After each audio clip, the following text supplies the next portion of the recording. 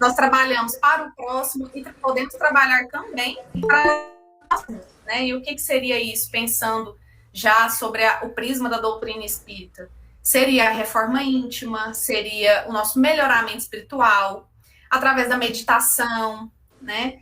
Do auto-perdão. Então, tudo isso são formas de trabalho para nós mesmos e que também nós podemos externar isso para o nosso próximo, né? Então, o trabalho, a gente deve entender não só o que a gente faz ali no nosso dia a dia, a gente estuda para tal coisa, mas também de uma forma moral, assim, digamos, né? Como que a gente vai fazer com o nosso próximo, os nossos trabalhos no centro, quando a gente encontrava, né, presencialmente, o trabalho de entrega de cestas, o próprio estudo em si eu já considero também um trabalho. Nós estamos trabalhando para o nosso espírito, para o nosso aprimoramento espiritual e também para eventuais espíritos que precisam desse esclarecimento, né, que às vezes nos acompanham estudos nas casas espíritas e absorvem esse conhecimento. Só vou dar um passo atrás para só fazer uma introdução, que na verdade a gente está iniciando o estudo das leis morais, né, e nós vamos iniciar pelo estudo da lei do trabalho e a lei da adoração. As leis morais, né, são constituídas por 10 leis, assim como os 10 mandamentos, e a palavra lei aqui, nesse caso de lei moral, ela vai mais no sentido, não de uma obrigação ou de uma regra, mas de uma lei que está empregada dentro da consciência de cada ser humano. Não foi ninguém que chegou e falou, olha, é assim e pronto, acabou. É meio que uma forma de desmistificar aquilo que já está dentro do nosso subconsciente. Então, as leis morais, que são essas que vão ser explicadas, fazem parte, né, da publicação do Livro dos Espíritos. E em outras religiões, né, que não têm similaridade exata, mas nós temos outras leis morais, né, como os mandamentos de Moisés, nós temos a Torá, o Pentateuco. Então, todas essas leis têm um quê de similaridade, mas as leis morais que a doutrina espírita traz é do nosso subconsciente, é do nosso consciente, da nossa consciência enquanto seres espíritas. Ser, né, o ser espírito. Isso. E a gente inicia pela lei do trabalho. Obrigada pela intro. Vamos lá.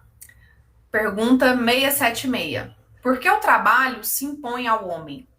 Por ser uma consequência da sua natureza corpórea, é expiação e, ao mesmo tempo, meio de aperfeiçoamento da sua inteligência. Sem o trabalho, o homem permaneceria sempre na infância, quanto à inteligência.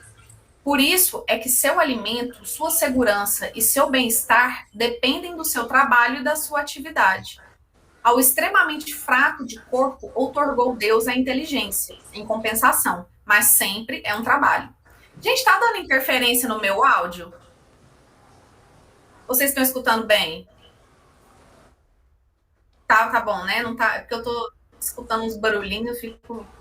Então, seja o trabalho físico, né? Aquele trabalho mais ativo, ele é um trabalho assim como a inteligência. Também é um trabalho, né? Que às vezes a gente pensa, mas é aquela pessoa que às vezes é mais frágil, não tem condições de exercer certas atividades. O lado intelectual também é considerado um trabalho. E esse trabalho serve para o nosso aperfeiçoamento, né? Não só, como eu já disse anteriormente, para a nossa evolução espiritual, mas pensando aqui na Terra, para o nosso aperfeiçoamento enquanto seres humanos, da nossa inteligência. Igual ele fala aqui, sem o trabalho, o homem permaneceria sempre na infância. Então, o trabalho serve para nos fazer crescer, né? E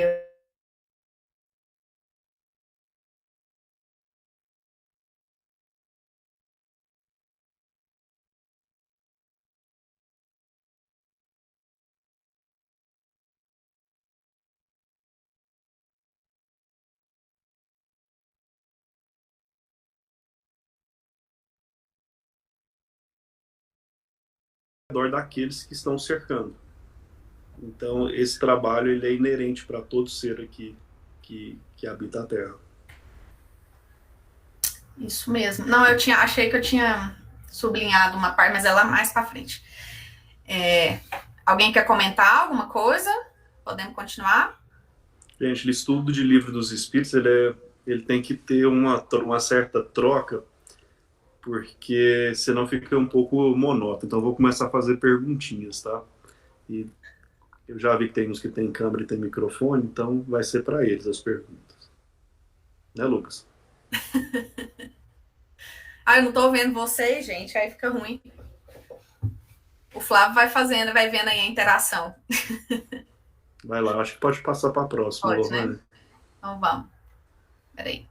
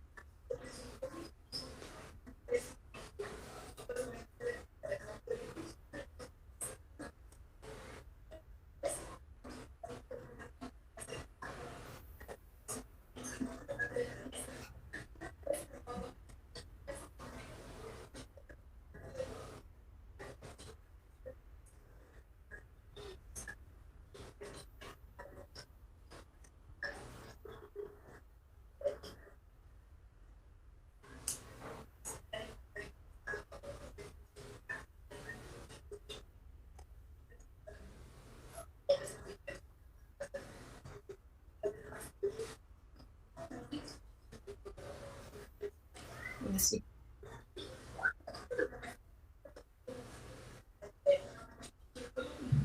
Maturidade mesmo, né? Enquanto pessoa. É,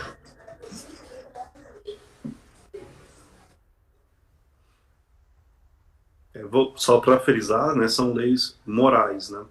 Então, a necessidade, né, do trabalho, ela já vem de dentro da gente, desde uma forma de instinto, mas também de uma forma de buscar bem-estar. Então, o trabalho ele vem um pouquinho nesse sentido, né? Se a gente pensar se tudo fosse cômodo, né, enquanto ao ambiente que nós estivéssemos vivendo, teoricamente você não teria necessidade de buscar, né, o trabalho. Então, essa expiação que se dá, né, através da definição exata do que é o trabalho, ela só pode ser proporcionada aqui, enquanto encarnados no planeta Terra. E enquanto encarnados no planeta Terra especificamente, a gente vem notando uma certa mudança, né, nos tipos de trabalho ao longo das várias décadas, né, se nós buscarmos desde o início, né, do surgimento da humanidade até hoje, a gente vai notar que os tipos, né, de trabalho já mudaram drasticamente. Eu não sei se alguém já leu aquele livro chamado Homo Sapiens, Homo Deus. Ele é um livro bacana que ele conta um pouquinho da história da civilização, né? Como nasceram os homens e como foi essa evolução nossa enquanto seres. Mas eu não vou me estender demais, porque tem muita pergunta para frente ainda que vai elucidar um pouquinho mais, né, sobre essa lei moral. Sim, e essa próxima pergunta aqui, a 677, ela acaba que é uma continuação do que a gente já está discutindo, né? Por que prover a natureza por si mesma todas as necessidades dos animais? E aqui fala, tudo em a natureza trabalha, como tu trabalham os animais, mas o trabalho deles, de acordo com a inteligência de que dispõem, se limita a cuidarem da própria conservação. Daí vem que do trabalho não lhes resulta progresso, ao passo que o do homem visa duplo fim, a conservação do corpo e o desenvolvimento da faculdade de pensar, o que também é uma necessidade e o eleva acima de si mesmo. Então, é basicamente isso que a gente está falando, né? Que o trabalho serve não só para para o nosso invólucro material, mas também para o nosso intelecto, para o nosso desenvolvimento espiritual, para a nossa evolução espiritual, assim, digamos, né? O que nos diferencia, de certa forma, dos outros animais, assim, digamos, né? E é basicamente isso que fala essa pergunta aqui. Eu vou passar, porque a resposta é muito comprida, nós temos muito ainda para comentar, mas ela é meio que uma continuação daquilo que a gente estava comentando. Só para frisar, eu acho que o importante assim, é falar o que nos diferencia dos demais animais do planeta Terra, né? O que nos diferencia é a racionalidade. Isso. Então, é a capacidade de pensar. E que o trabalho em si, né, enquanto definição, ele vem justamente para, além de impulsionar a nossa própria conservação, que aí todos os animais o fazem, é de proporcionar o desenvolvimento do nosso intelecto. Inteligência emocional, né, que é a parte moral, e também a inteligência racional, por assim dizer. Isso. Aí a próxima pergunta. Em uns mundos mais aperfeiçoados, os homens se acham submetidos à mesma necessidade de trabalhar? Essa é uma pergunta legal. O que vocês acham? Antes de vocês lerem a resposta aqui, vocês acham que nos mundos mais desenvolvidos há a necessidade do trabalho da mesma forma que a gente? Eu acho que até mais. Que eles têm mais consciência. Exatamente essa pergunta. Será que trabalha mais ou trabalha menos? Eu acho que é talvez um trabalho diferente, mas eu acho que eles devem trabalhar mais por eles terem essa consciência assim, moral mais desenvolvida, né? Se é algo tão importante, então eu imagino que eles tenham algo mais, sei lá, não sei explicar a palavra que eu queria falar. Mais consolidado. Entendi. Vamos falar que a parte braçal, ela já foi cumprida, né? Meio que superada. Com mais intensidade, né? Foi superada, está sendo superada, né? E a parte intelectual, tanto emocional quanto racional, ela talvez seja o agente mais forte agora. Quando eu falei da origem, né, do homem no mundo até hoje, se a gente parar para pensar, vamos pensar na década de 20, Revolução Industrial, até hoje, né?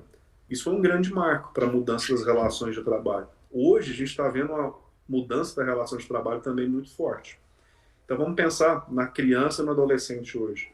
Nós vivemos através de uma pandemia, aprendemos a estudar digitalmente, o que não seria possível em outro momento se não fossem os avanços tecnológicos. E talvez isso traga uma certa comodidade, porque ela se não o fosse, né, a gente viveria um clima de gripe espanhola, tendo que ir para a rua para poder estudar e as escolas. E realmente ou pararia tudo, né, ou mais pessoas seriam acometidas por vírus. Então, o desenvolvimento material, ele nos dá tempo e conforto para trabalhar melhor e mais a nossa parte racional e emocional. Sim. Então, o ser da década de 20 não é o mesmo ser de hoje. As obrigações a nível de trabalho, elas mudaram, elas vêm evoluindo, elas vêm se tornando menos material dia após dia. Eu estava lendo, se eu não me engano, no final de semana, uma notícia da Tesla, que o Elon Musk estava anunciando a criação de um robô para substituir humanos nos trabalhos mais braçais. E se a gente parar para pensar, faz todo sentido. Daqui a pouco, aquele trabalho mais braçal, ele deixará de ser feito por homens. Ele será feito por máquinas, invariavelmente. Quando eu falo mais braçal possível, a gente tem que lembrar que ainda existe um mundo que às vezes nos foge aos olhos, mas daquele trabalhador que ainda tira cana da terra, no facão, da carvoaria. A gente tem trabalhos ainda muito braçais. No segmento que eu trabalho, por exemplo, na construção civil, não é raro ainda você ter funcionários que vão abrir uma vala com uma picareta. Isso pode soar até um absurdo, mas é verdade ainda, é uma realidade. Isso eu estou pensando no Brasil. E se nós pararmos para pensar em outras civilizações, ainda outros países que estão menos desenvolvidos materialmente. Então, as relações, né, materiais, elas, com o passar do tempo, com a evolução dos mundos, elas vão se desmaterializando. Elas vão se aproximando muito mais do que é relativo ao intelecto, emocional e racional, do que os braços, efetivamente. Exatamente. E é isso que é a resposta. A natureza do trabalho está em relação com a natureza das necessidades. Quanto menos materiais são estas, menos material é o trabalho. Mas não deduzais daí que o homem se conserve inativo e inútil. A ociosidade seria um suplício em vez de ser um benefício. Então, meio que as prioridades mudam, né? Então, o trabalho vai se tornando menos material, né? Com o aperfeiçoamento dos homens, dos mundos, e por aí vai.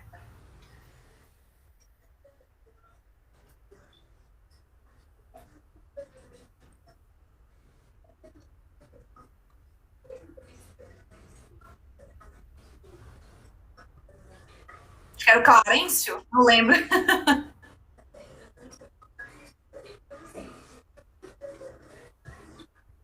Sim.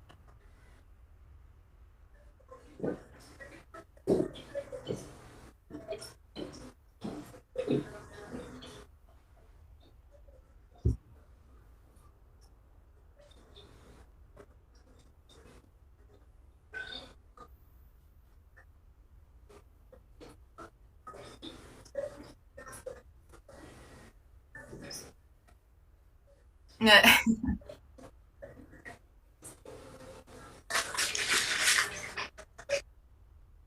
Sim. Aí, gente, vamos passar para 681. A lei da natureza impõe aos filhos a obrigação de trabalharem para seus pais? O que vocês acham? Vocês acham que a gente, uma vez que... Depende. Ah. Sim, o livro começa com a resposta como certamente. É. Eu vou falar que depende, porque depende do que nós entendemos pela pergunta em si. Né? Olha, veja bem, né? A lei da natureza impõe aos filhos a obrigação de trabalharem para seus pais. Eu acho que talvez agora fica um pouco mais fácil de responder, porque a definição de trabalho ela muda um pouco. Uhum. Então, sobre a perspectiva, né, das perguntas anteriores e respostas, ela fica mais fácil de responder. Então, acho que vale a leitura para depois a gente debater um pouquinho. Vamos. Quer ler? Pode ler. Certamente, né? Do mesmo modo que os pais têm que trabalhar para os seus filhos. Foi por isso que Deus fez do amor filial e do amor paterno um sentimento natural.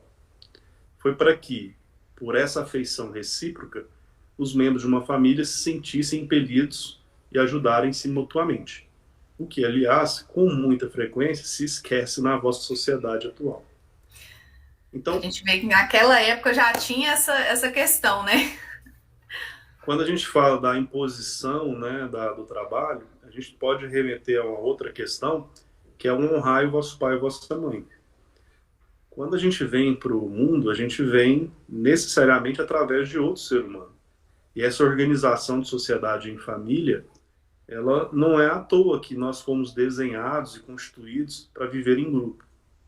Nós temos a necessidade de se ajudar mutuamente. E temos obrigações mais severas com aqueles que nos são mais próximos. Então, essa obrigatoriedade, né, quando a gente fala a imposição do trabalhar em favor dos seus pais, é no sentido de colaborar, não de escravizar.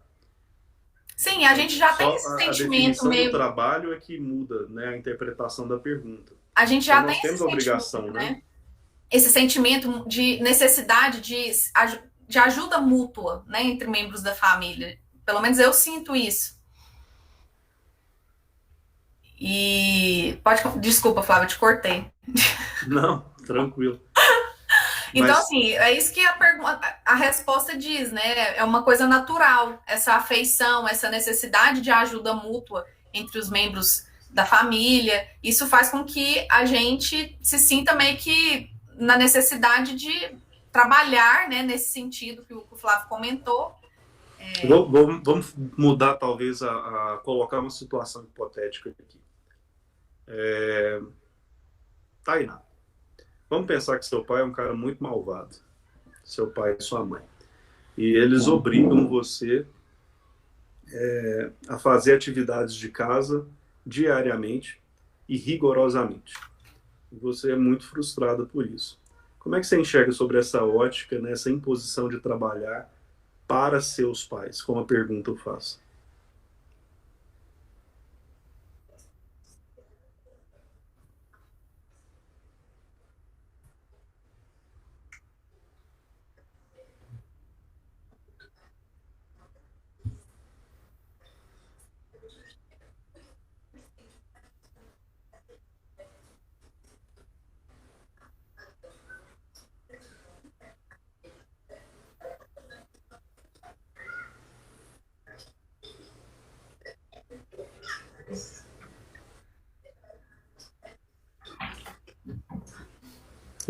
A gente já começa a ficar com uma certa dúvida, né? Falar assim, pô, mas será que realmente então eu sou obrigado a trabalhar para meu pai, mas mesmo que ele for ruim, um troglodita comigo, me coloca para fazer umas coisas que eu não quero? Aí eu volto de novo, né? A questão do que é o trabalho, efetivamente. Não é bem essa pergunta. Não estou falando exatamente assim de punição e de ser severo no cumprimento de uma agenda. Olha, você não vai estudar hoje, hoje você vai lavar os pratos. E aí certamente eu tenho que trabalhar para meus pais. Não é bem isso. Talvez eu vou mudar agora a pergunta. Assim, Lucas, de que forma que você trabalha hoje para seus pais?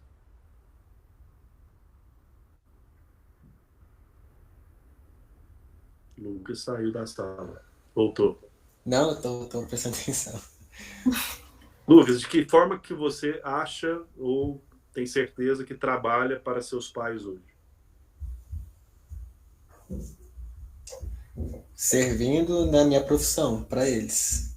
Então você hoje, como médico, você já trabalha, né, efetivamente com aconselhamento ou realmente na prática médica com seus pais. Sim. E assim, antes de formado, como é que você trabalhava com seus pais? Pergunta difícil. Estudando. Passando de ano. Teoricamente, sim. Eu tenho certeza que se eu tivesse com seu pai e sua mãe aqui no vídeo, eu ia perguntar para eles como é que o Lucas trabalhou em casa. Você pode ter trabalhado como uma pessoa de sustentação emocional, por exemplo, dentro de casa. E talvez você nem soube disso. Verdade. Então a gente tem várias formas de trabalhar no nosso dia a dia. O que vai ditar isso são as nossas boas intenções. As boas intenções no aconselhamento, boas intenções na prática efetiva do dia a dia do lar, mas entender que nós temos a obrigação de trabalhar em favor dos nossos próximos. Quando eu falo dos nossos próximos, primeiramente os mais próximos, pai e mãe, que é quem está ao nosso lado e não é à toa que eles estão. E depois, no segundo momento, atuar em favor de todos. Então, o trabalho, a gente às vezes fica na dúvida para essa resposta, né, que pode parecer uma coisa impositiva, punitiva, mas é muito mais no sentido da nossa obrigação, enquanto ser no limite das nossas forças, em trabalhar em favor. E, primeiramente, dos nossos mais próximos. Sim. Vamos lá. Aí aqui já vem o limite do trabalho, né? Qual o limite do trabalho? Eu ia propor um negócio diferente, Lohane. Volta para a página anterior. Eu tenho um spoiler aqui que eu tenho a cola. Eu vou fazer a pergunta. É porque, gente, as pessoas participam mais. É só porque eu não dei conta de fazer aquela animaçãozinha que a resposta aparece depois, sabe? Mas na próxima eu vou dar jeito, pode deixar. Mário, qual que é o limite do trabalho? Questão 683. Qual que é o limite do trabalho? Até onde ele pode ir? Até o momento em que ele seja mais maléfico do que benéfico. A Lara tá aí?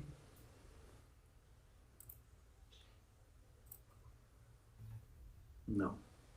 Alô, tô. Oi. Tô. Oi, Lara, pode falar. na sua opinião, qual que é o limite do trabalho? Eu acho que é até quando ele fica muito exaustivo, que esgote a gente fisicamente, emocionalmente. É o que eu sinto. A Tainá colocou aqui em tempos de home office, isso é importante, né? Demais. A gente perde um pouquinho às vezes. Eu nunca fiz home office, para falar bem a verdade. Mas a Lohane, eu vejo aqui que a questão é um pouco até onde você vai. Não tem hora para começar, não tem hora para acabar. Então, qual que é o limite do trabalho? Eu vou ler aqui a resposta antes da Lohane passar a página, mas ele é exatamente o limite das forças. Em suma, a esse respeito, Deus deixa inteiramente livre o homem. Aí a questão 684 pergunta: que se deve pensar dos que abusam de sua autoridade, impondo a seus inferiores excessivo trabalho? Será que esse que impõe o excesso de trabalho é uma ação positiva? Agora pode passar, Lohane. É uma das piores ações. Todo aquele que tem o poder de mandar é responsável pelo excesso de trabalho que impõe a seus inferiores.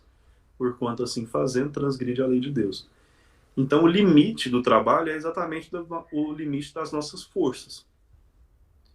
Será que a gente compreende bem qual que é o limite das nossas forças? Porque o trabalho, não estou falando do trabalho CLT, das 8 às 18, e nem de carga horária de trabalho, estou falando do trabalho no espectro mais amplo. Qual que é o limite das nossas forças? Será que a gente se conhece suficientemente bem para saber qual é esse limite? E será que enquanto atuando, né, enquanto ser aqui nessa terra, eu estou conseguindo, né, trabalhar efetivamente, moralmente, emocionalmente, trabalhar as minhas emoções, trabalhar a emoção do próximo, no limite efetivo das minhas forças? Quando dá aquele soninho, vamos pensar em tempos fora pandemia. Eu me cobrava bastante, assim, enquanto jovem, quando eu acordava no domingo, numa preguiça para ir na mocidade. E aí depois, chegava na mocidade, vamos à campanha Alta de Souza. Eu tinha forças para ir para a campanha? Tinha, de sobra, mas tinha muita preguiça. Mas depois que ia, era bom. É sinal de realização, né, de dever cumprido. Então, a próxima pergunta tem um pouquinho a ver com isso, mas já levando num cenário um pouquinho mais para frente. Acho que enquanto jovens a gente tem energia pra caramba para gastar, moralmente, intelectualmente, né? A gente tem muita perna para poder correr, andar e ir atrás das coisas. A gente às vezes é pegado só naquele cansaço que está mais dentro da nossa cabeça do que efetivamente é. Aí eu lembro de um ser chamado Chico Xavier que trabalhou exaustivamente. Escreveu vários livros. Se a gente pensar no Divaldo, um grande exemplo hoje também, o Divaldo tem quantos anos? Alguém sabe? Acho que está mais de 90 anos. Eu fico surpreso assim com a vitalidade daquela pessoa. A gente tem o canal no YouTube da Mansão do Caminho. Eu acho que ele faz pelo menos umas 3 lives por semana. 94. Então, 94 anos. E trabalha pra caramba. Então é um grande exemplo assim de quem usa realmente essas forças que nós temos dentro de nós, né? E que às vezes a gente não entende muito bem, não nos conhecemos para saber qual que é esse limite. Então esse limite, como a Mari também colocou, ele precisa estar ponderado pelo limite daquilo que está nos fazendo bem. E o que eu vejo às vezes é muito, né? É aquela coisa do vamos acordar às 5 da manhã, que aí eu vou ficar mais produtivo, temos que trabalhar 16 horas por dia, todos os dias. É aquele coach da produtividade, né? E às vezes aquilo, de um certo momento, serve para algumas pessoas, mas não serve para as outras. Começa a fazer bem para alguns, mas mal para as outras também. Então a dose do remédio, para ele ser positivo, um remédio, né, para ser positivo ou se tornar veneno, é a dose, né? Então, conhecer, né, qual que é o limite do trabalho é conhecer a nós mesmos. E saber quando que a gente está meio que se esquivando dele, igual você deu o exemplo aí. Um exemplo básico aí da mocidade, mas, assim, às vezes a gente pensa que está fazendo demais, mas na verdade não, né? Eu digo no sentido do trabalho mesmo, junto ao centro espírita, na caridade. Então, a gente tem que ponderar mesmo tudo isso. E, nossa, vamos passar essa última pergunta aqui mais rapidamente, só porque ainda tem a lei de adoração. Nós estamos com um prazo um pouquinho corrido. Tem o homem o direito de repousar na velhice? Sim, que a nada é obrigado, senão de acordo com as suas forças. Tá aí o Divaldo que não deixa a gente mentir, né? 94 anos a pleno vapor, trabalhando na seara do Cristo, junto à mansão do caminho. Então, Deus nos deu esse livre-arbítrio, né? Mas veja bem a pergunta, tá? Eu sei que você está querendo passar, mas eu acho super interessante quando fala assim, tem um homem direito de repousar? Sim, da mesma forma que respondeu o anterior, que a nada é obrigado, senão de acordo com suas forças. Sim. Então, de novo, você tem força, pode trabalhar, a opção por não trabalhar é sua. É quando eu falo trabalho, de novo, a gente tem que sempre lembrar as possibilidades, né, de trabalho. Exatamente. Mas que há de fazer o velho que precisa trabalhar para viver e não pode. Aí vem agora a nossa obrigação. O forte deve trabalhar para o fraco. Assim como o pai tem que trabalhar para o filho, questão anterior. Não tendo este família, a sociedade deve fazer às vezes desta. É a lei de caridade. Esse eu não vou abrir muito debate não, porque senão a gente vai para política, vai para governo, vai ficar grande a discussão.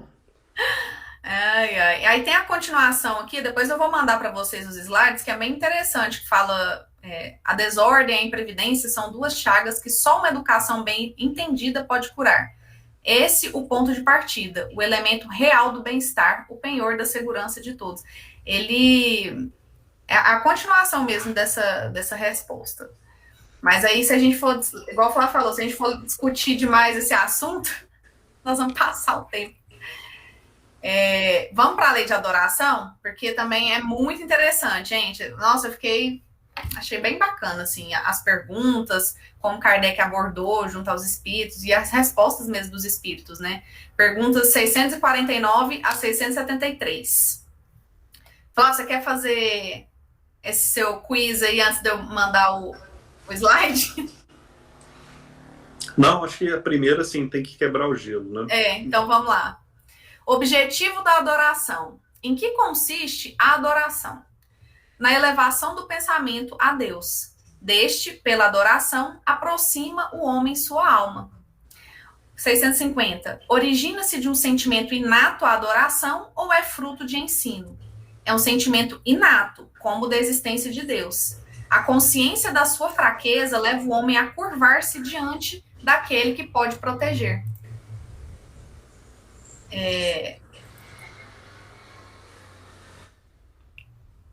Peraí. Ai, gente, eu tô com um olho no peixe e outro no gato aqui.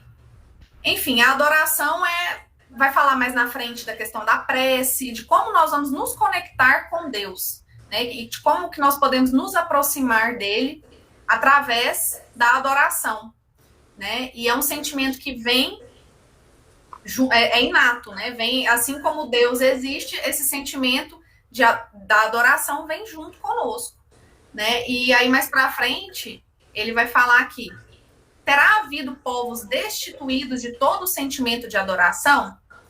Não, que nunca houve povos de ateus.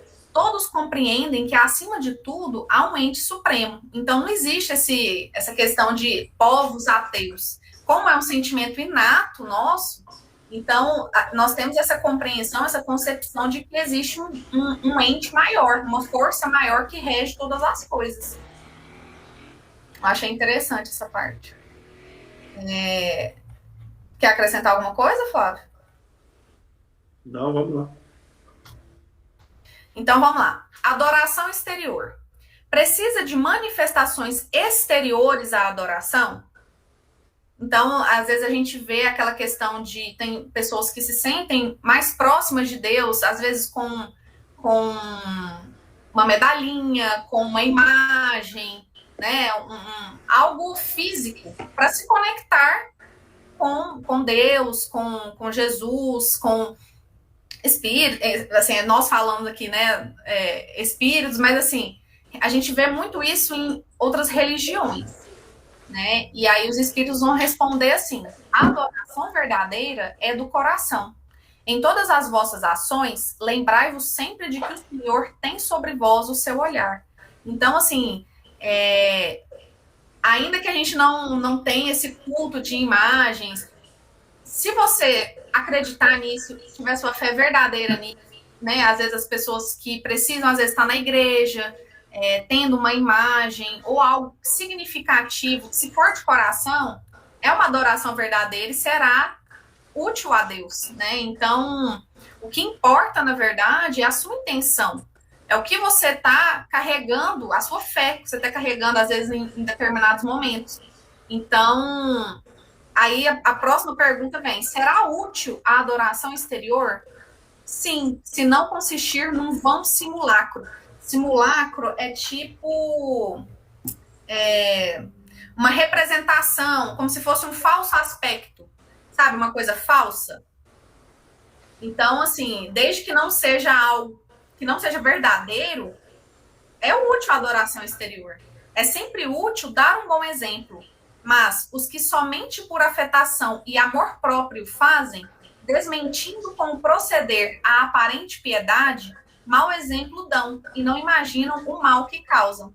Então, tudo vai da nossa intenção. Se a gente, às vezes, está fazendo aquele momento ali de, vamos dizer assim, de oração, de adoração, de uma forma que não seja verdadeira, isso não vai ser inútil, né? Não vai ter aquela...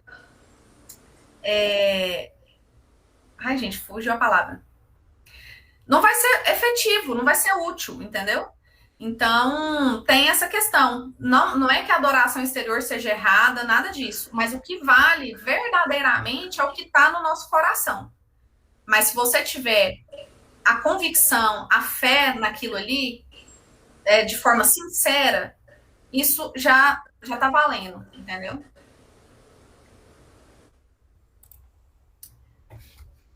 Alguém quer comentar alguma coisa? Eu acho que talvez só para tangibilizar, né? Transformar a palavra adoração, basicamente ele se dá, né, através do pensamento, ou ele se dá através da exteriorização disso, através da fala. Né, que pode se dar, não só da fala, tá? Mas o corpo, em manifestação do corpo. Através de louvar, de pedir e de agradecer. Talvez sejam esses 3 pontos assim que tangibilizam que se trata a adoração.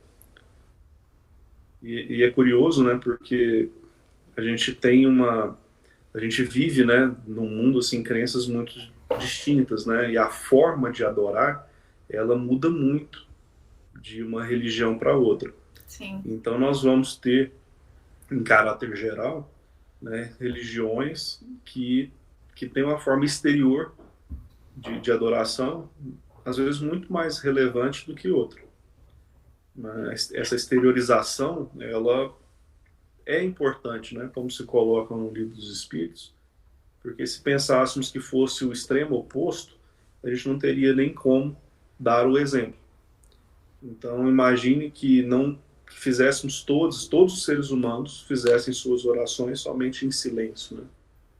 A gente não teria como manifestar para quem estivesse ao nosso lado o poder da prece, por exemplo, né, através das palavras.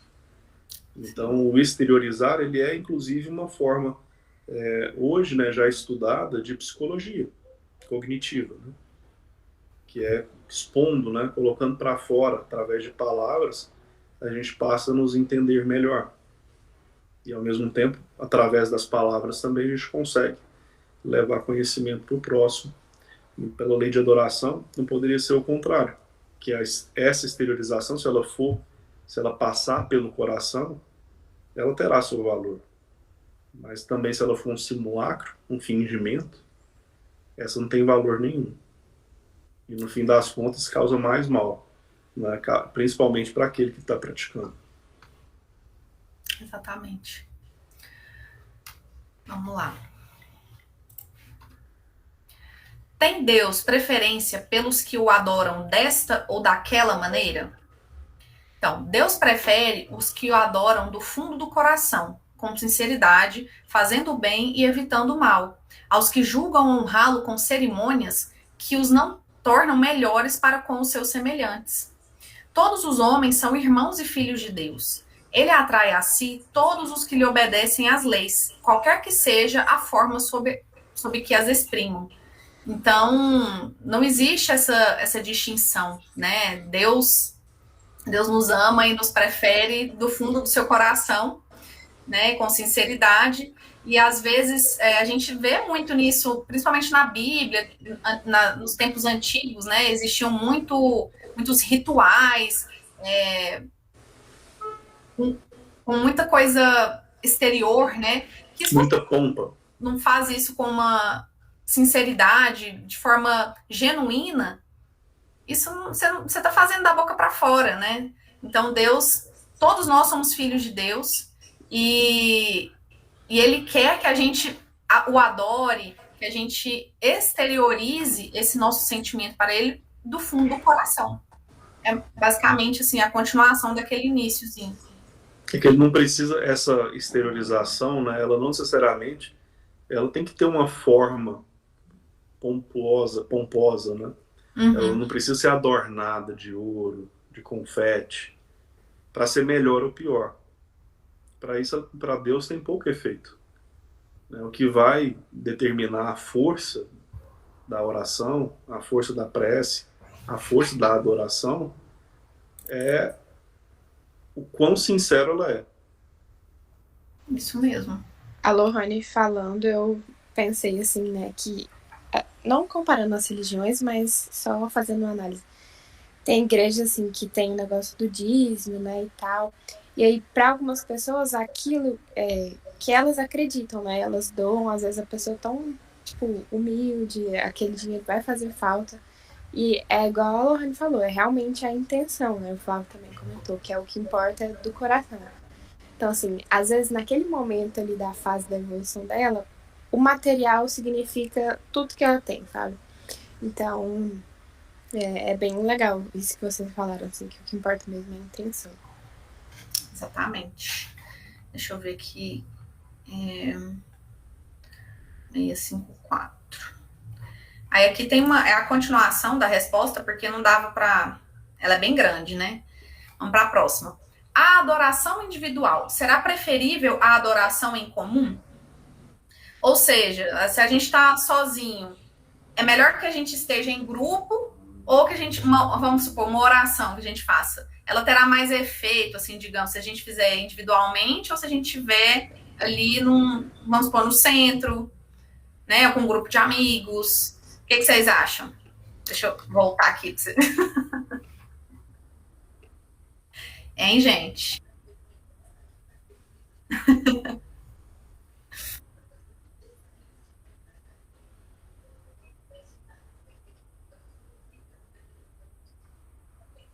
Sim.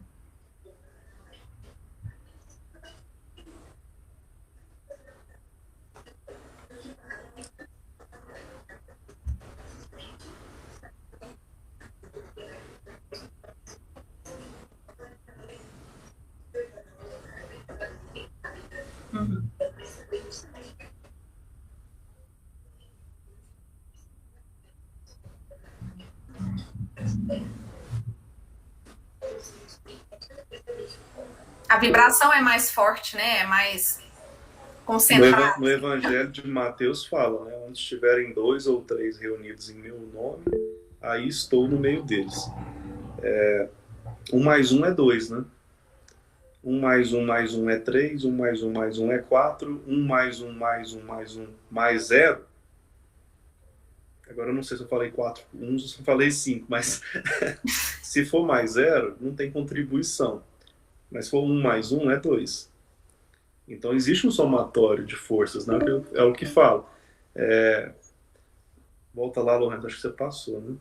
Não, é porque eu tirei para eles não ver a resposta. Calma. Tá. Pode ler aí. Mas que reunidos pela comunhão dos pensamentos e sentimentos, mais força tem os homens para atrair para si os bons espíritos, as boas energias. O mesmo se dá quando se reúnem para adorar a Deus. Mas não creais, todavia, que menos valiosa seja a adoração particular, pois cada um pode adorar a Deus pensando nele. Então, não necessariamente, para adorar a Deus, você precisa estar reunido. Você pode adorar a Deus em silêncio, você pode adorar a Deus sozinho, você pode adorar a Deus exteriorizando sozinho. Não necessariamente, mas quando você está em comunhão, essa energia ela se torna mais forte, né? Sim. Vida contemplativa. Tem perante Deus algum mérito os que se consagram à vida contemplativa, uma vez que nenhum mal fazem e só em Deus pensam? Vocês entenderam mais ou menos a pergunta? Aquelas pessoas que não faz mal para ninguém, pensa em Deus, né? Tudo bem, mas não tem aquela vida mais ativa, assim, digamos. Eu vou ler a resposta, que aí depois a gente vai discutindo. Não, porquanto, se é certo que não fazem o mal, também o é que não fazem o bem e são inúteis. Demais, não fazer o bem já é o mal. Deus quer que o homem pense nele, mas não quer que só pense. Eita! Deus quer que o homem pense nele, mas não quer que só nele pense, pois que lhe impôs deveres a cumprir na terra. Quem passa todo o tempo na meditação e na contemplação, nada faz de meritório aos olhos de Deus, porque vive uma vida toda pessoal e inútil à humanidade, e Deus lhe pedirá contas do bem que não houver feito. Ou seja, gente, vamos agir. Não adianta a gente só ficar no pensamento ali, ficar só de, não, mas eu sou uma pessoa boa. Nós temos que, sabe, colocar a mão na massa. Vamos trabalhar, vamos ser ativos, ser úteis a Deus. Não é? A pergunta ela leva para um extremo, eu acho que tem mais 4 minutos aqui antes de cair. Ela leva para um extremo para a gente poder refletir.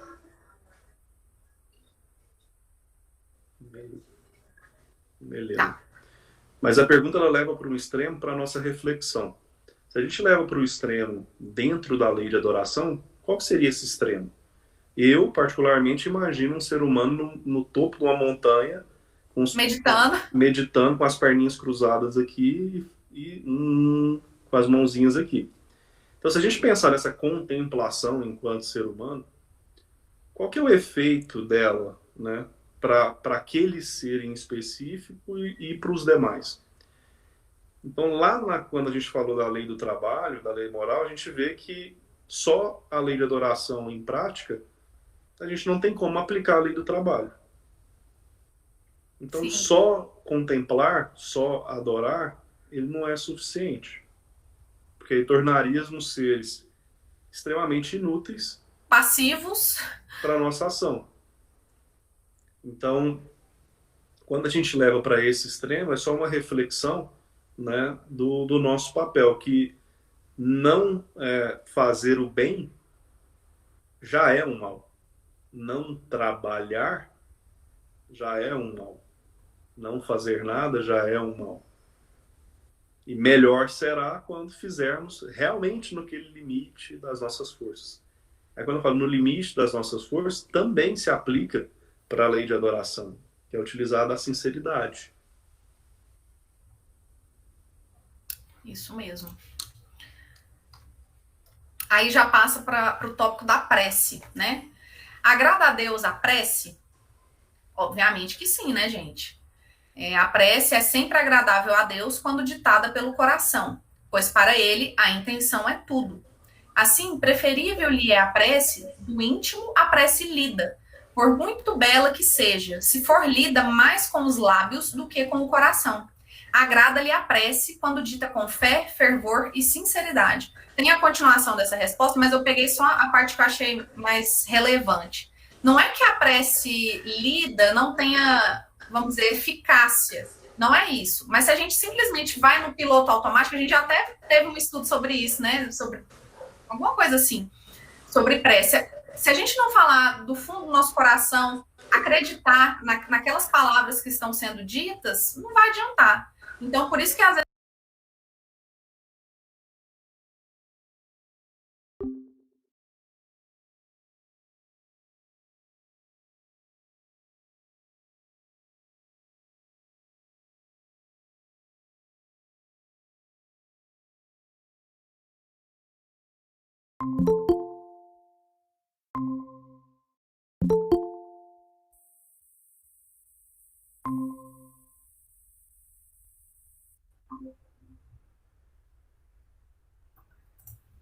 deixa eu coisar aqui, peraí.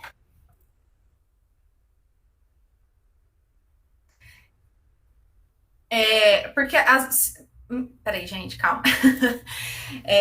Porque mesmo a prece sendo lida, se a gente realmente entender o que ela diz, se a gente fazer essa prece com o coração aberto, igual ele fala aqui, mais com os lábios do que com o coração, ela terá o seu efeito, terá a sua eficácia. Mas assim, aqui ele fala, preferível-lhe a prece do íntimo à prece lida, por muito bela que seja. Mas a gente, independente de como seja a nossa prece, a gente tem que sempre ter sinceridade e ter a intenção mesmo colocada nas palavras que a gente profere, né? Então, é nesse sentido que ele fala aqui. E a pergunta 659, qual o caráter geral da prece? A prece é um ato de adoração. Orar a Deus é pensar nele, é aproximar-se dele, é pôr-se em comunicação com ele. As três coisas podemos propor-nos por meio da prece: louvar, pedir e agradecer. Foi o que o Flávio comentou anteriormente. Então, a gente tem que se conectar com Deus na hora de fazer uma prece. Não importa se as suas palavras... eu vejo muito, às vezes, assim, no começo da mocidade, eu tinha vergonha de fazer prece, porque eu falava, mas eu não sei falar palavras bonitas. Sei lá, eu tenho vergonha. Você não tem que ter vergonha. Você tem que falar o que sai do seu coração. Se você está falando aquilo com uma intenção boa, uma intenção genuína, uma intenção de realmente...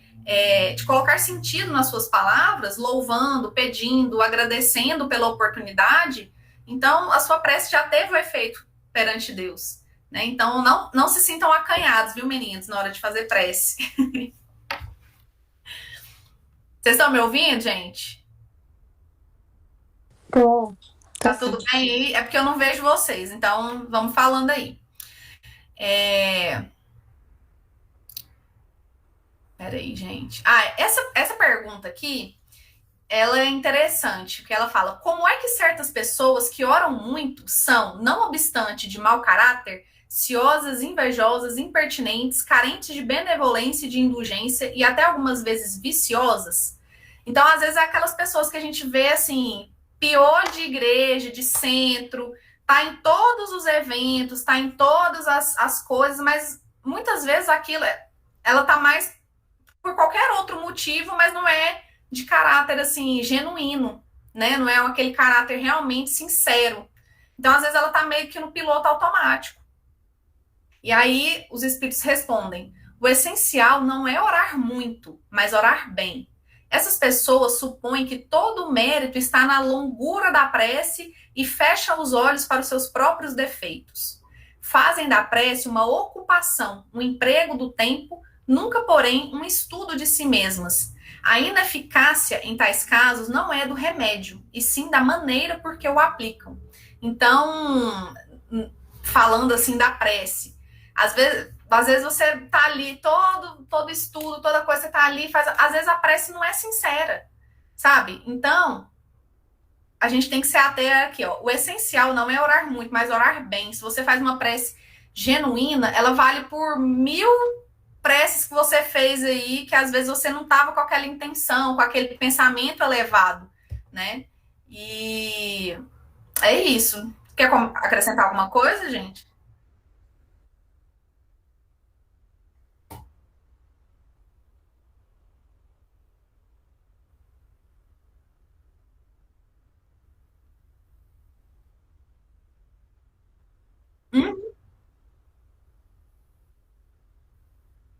É o do livro da Mei Mei, né? Me veio muito na cabeça. Aham.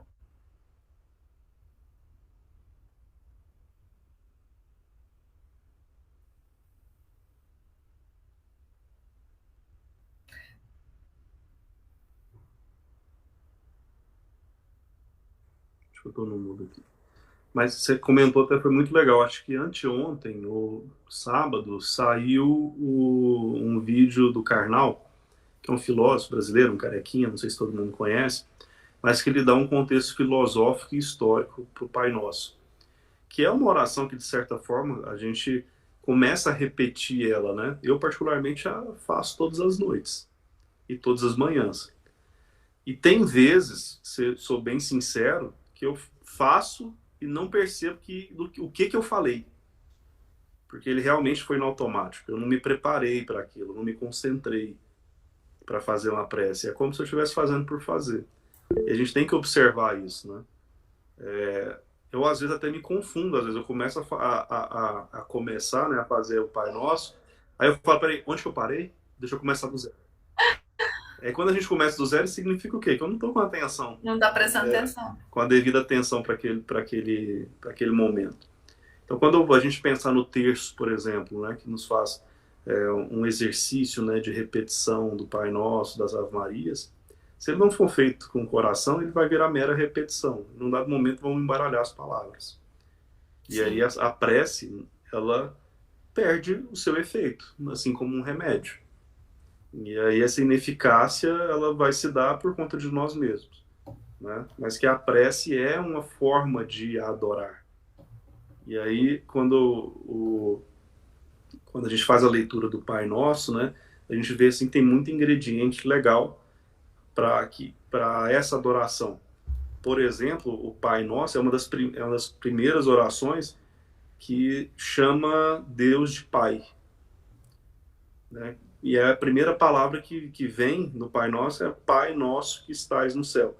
E é a primeira vez que se usa, que se é criada, né, uma oração trazendo essa pessoalidade, essa aproximação de Pai. E aí quando fala Pai, é Pai de todos. Então, se chama-se Deus de Pai, significa que todos somos irmãos.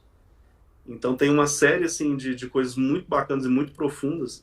Eu recomendo aí a vocês depois para dar uma olhada nesse vídeo do Karnal, que traz um contexto histórico e filosófico. Mando lá no grupo. Aí, gente, tem uma próxima pergunta que eu vou fazer aqui, vocês vão me responder. Poderemos utilmente pedir a Deus que perdoe as nossas faltas? O que vocês acham? Eu acho que se a gente se arrepende de fato das faltas, né, e tal, e principalmente se a gente está com disposição a não repeti-las, eu acho. Boa. Olha o que os espíritos respondem.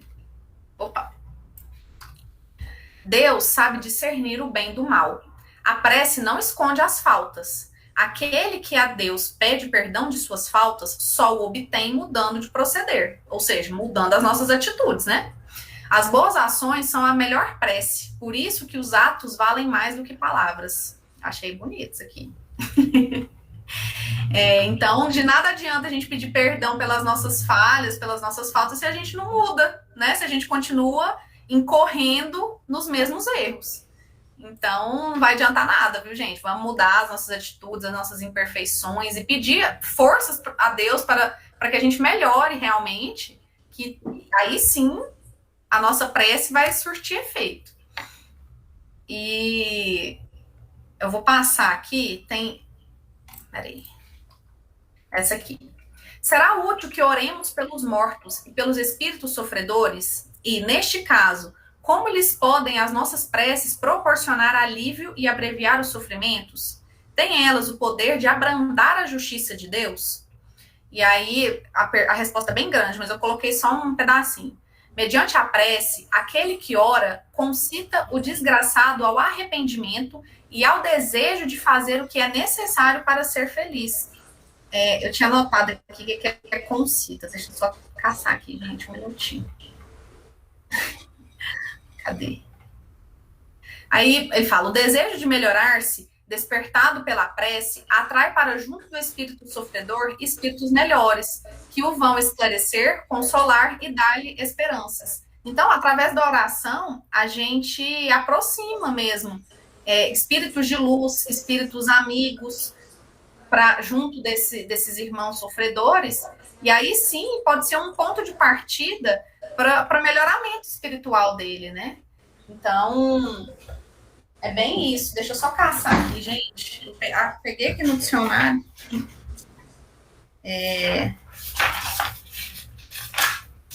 Calma aí. Acho que uma reflexão que estimula. Acho que uma reflexão que vem assim, né, quando a gente fala de adorar, a gente traz muito uma conexão com a própria prece, né? E aí, que nem eu falei anteriormente, a gente pode, né, louvar, a gente pode pedir, a gente pode agradecer. Então, o que é, de fato, nessa lei moral de adoração? Como é algo que já existe, né, dentro de nós mesmos, por ser uma lei moral, essa necessidade que nós temos é uma necessidade de aproximação com Deus. E através do louvar, do pedir, do agradecer, é a nossa forma de nos aproximar. Então, daí advém essa importância, né? E a derivação disso é que nós podemos fazer isso por nós mesmos, através do pensamento ou da exteriorização, e também podemos fazer para o próximo. E fazendo isso é uma forma de se aproximar também de Deus. Sim. Sim. Essa parte aqui, gente, dos sacrifícios, eu vou passar só essa pergunta aqui, porque a gente deu umas pinceladas nisso lá no estudo do A Caminho da Luz, né, sobre os povos primitivos. Então, antigamente existia muito isso, né, de você fazer sacrifícios para Deus, às vezes matar um bicho, alguma coisa, sacrificar pessoas, né, em prol de Deus. Então, aqui fala: remonta à mais alta antiguidade o uso dos sacrifícios humanos. Como se explica que o homem tenha sido levado a crer que tais coisas pudessem agradar a Deus? Aí eles respondem: primeiramente, porque não compreendia Deus como sendo a fonte da bondade. Os povos primitivos, a matéria sobrepuja o espírito. Eles se entregam aos instintos do animal selvagem. Por isso é que, em geral, são cruéis. É que neles o senso moral ainda não se acha desenvolvido. Então, assim, tá bem explicadinho aqui. Antigamente, né, na antiguidade, não existia esse aprimoramento moral que nós já desenvolvemos nos dias atuais. Então, para eles, aquilo era o auge, né? Eles estavam fazendo muito por Deus. Então, a matéria sobrepuja o espírito. Eles não tinham esse discernimento. Então, por isso que eram feitos tantos sacrifícios para Deus, mas que, na verdade, Deus é, igual ele fala aqui, é fonte de bondade, né? Então, ainda bem que nós já passamos dessa época, né, gente? Já estamos aqui com o nosso intelecto um pouco mais desenvolvido nesse sentido, e hoje a gente percebe que esses sacrifícios em nada contribuíam para aproximar, para adorar a Deus, né? E aí tem deixa eu ver aqui, a última pergunta, que eu acho que vale a pena a gente dar uma lida, que é bem atual, assim, né? Que devemos pensar das chamadas guerras santas? O sentimento que impele os povos fanáticos, tendo em vista agradar a Deus, a exterminarem o mais possível os que não partilham de suas crenças, poderá equiparar-se quanto à origem ao sentimento que os excitava outrora a se sacrificarem aos seus semelhantes? O que vocês pensam disso? Flávio? Não, o Flávio está caladinho, deixa a turma responder. Mas então, eu acho que a resposta para isso talvez seja o fechamento do estudo de hoje, né? Isso, vamos lá. Não, pode colocar na resposta.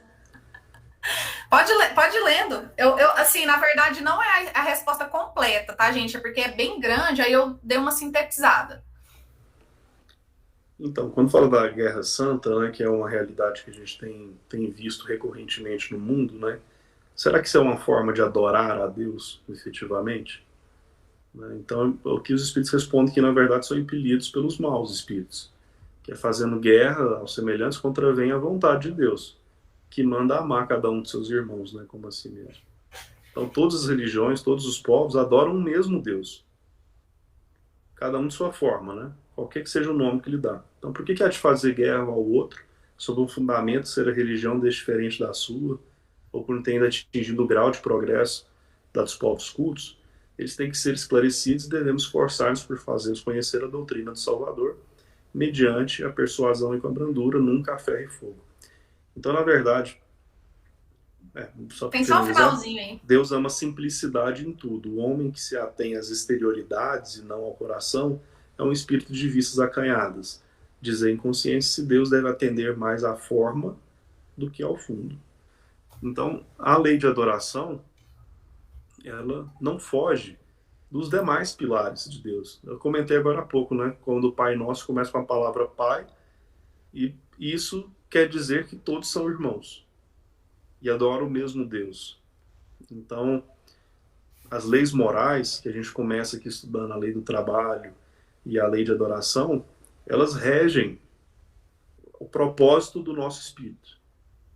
E entendendo essas leis morais, nós vamos entender onde atuar nas nossas vidas para evoluirmos efetivamente a nossa inteligência, as nossas emoções, para que a gente se torne cada vez mais espíritos mais puros.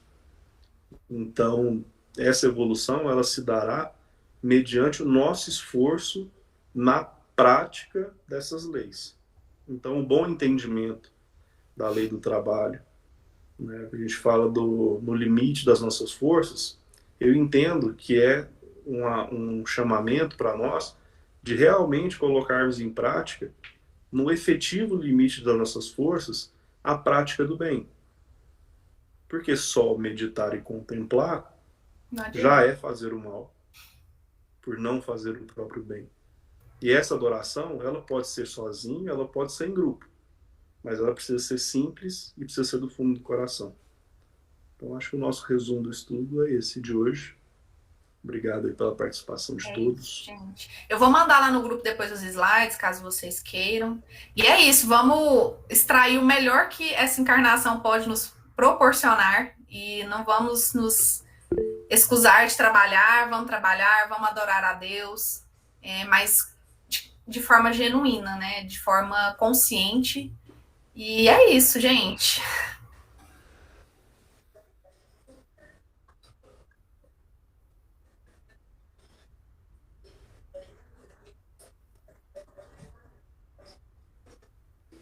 Sim, ela é muito objetiva, né? As respostas são bem objetivas, eu gostei.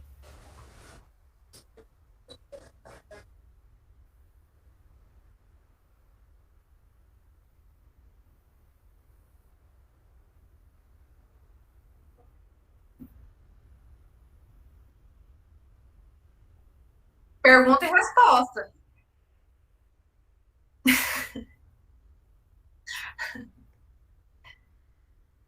Eu até procurei alguma coisinha assim mais dinâmica no YouTube, mas é muito didático mesmo, essas duas leis principalmente, não tem como fugir, sabe?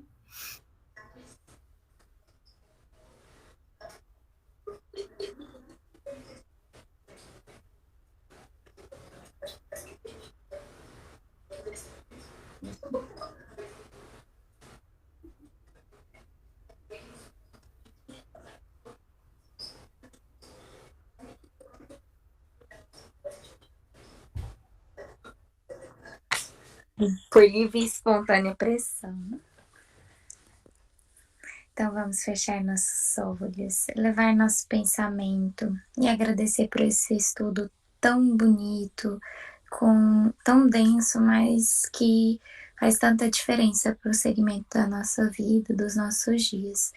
Que esse estudo possa iniciar nossa semana com muita luz, muita paz, muita sabedoria, que a gente possa cada dia mais nos entendermos para a gente ser melhor e ajudar mais o outro e trabalhar de uma forma que a gente consiga adorar ao nosso Pai da melhor forma possível. Que o Senhor possa nos guiar em todos os nossos caminhos e que a gente possa ter uma semana muito abençoada, de muita luz. Que assim seja. Beijos. Beijo. Bem. Beijo, arrasaram. Tchau. Tchau.